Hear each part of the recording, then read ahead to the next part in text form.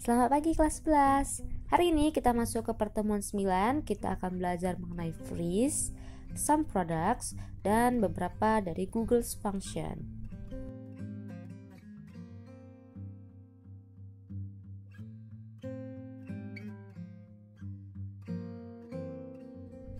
Yang pertama kita bahas adalah fitur freeze. Jadi freeze ini gunanya adalah untuk mengatur kolom atau row tertentu supaya mereka stay di tempat walaupun kita nge-scroll down atau nge-scroll ke kanan.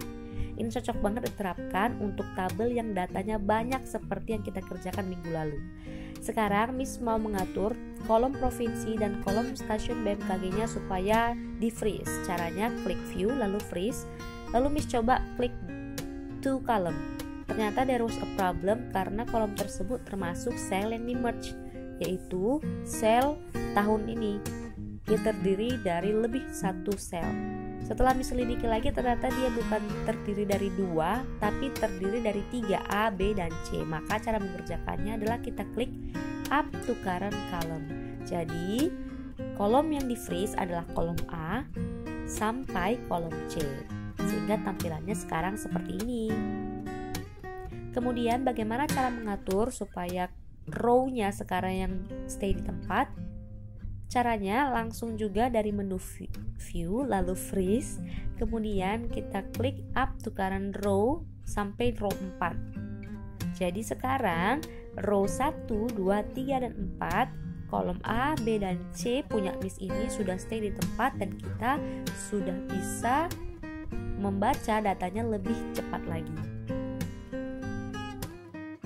Part kedua yang akan kita bahas adalah bagaimana memanfaatkan function some product.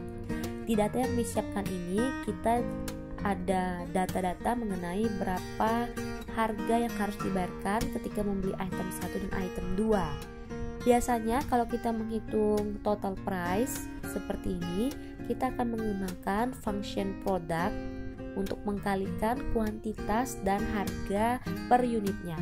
Atau kita juga biasanya menggunakan function operasi aritmatika perkalian atau tanda bintang untuk mengkalikan kuantitas dan harga per unitnya.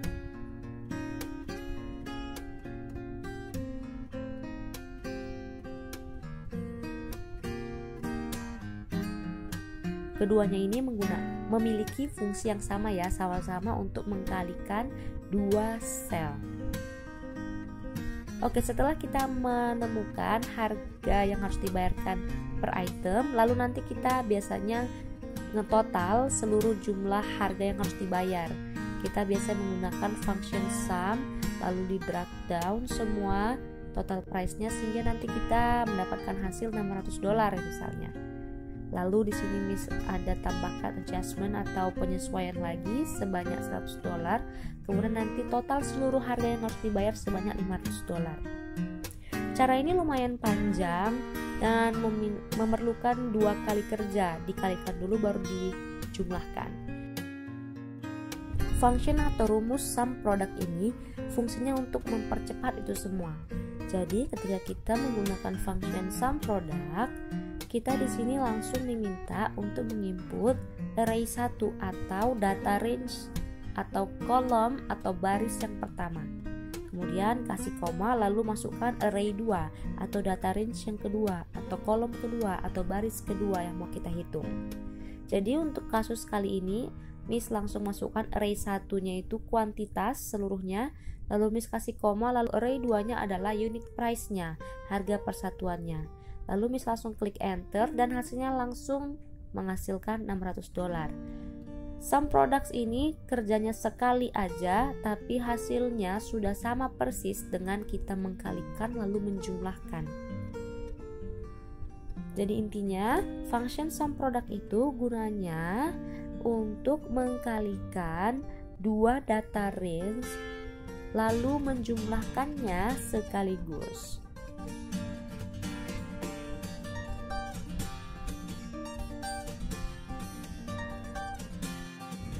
Oke, next sekarang kita masuk ke part ketiga yaitu Google's function.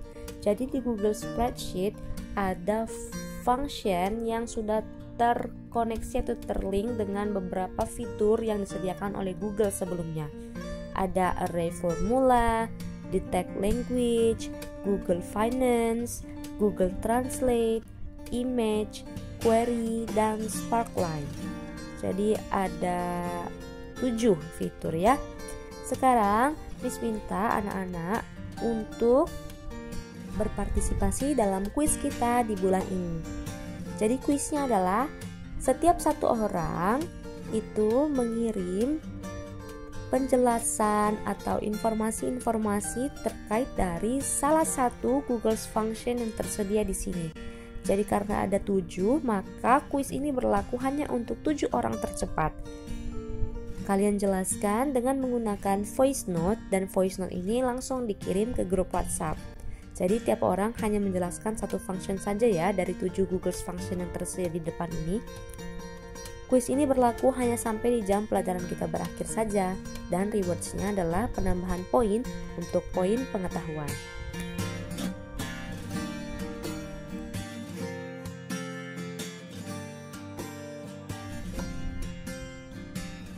That's all for today. Untuk materi kita, Miss cukupkan sampai di sini dulu. Minggu depan kita akan PH2, jadi persiapkan diri kamu. Coba latih-latih lagi bagaimana memanfaatkan berbagai fitur di Google Spreadsheet sesuai dengan materi yang sudah kita bahas selama 1 bulan ini. Sampai ketemu minggu depan, selamat siang.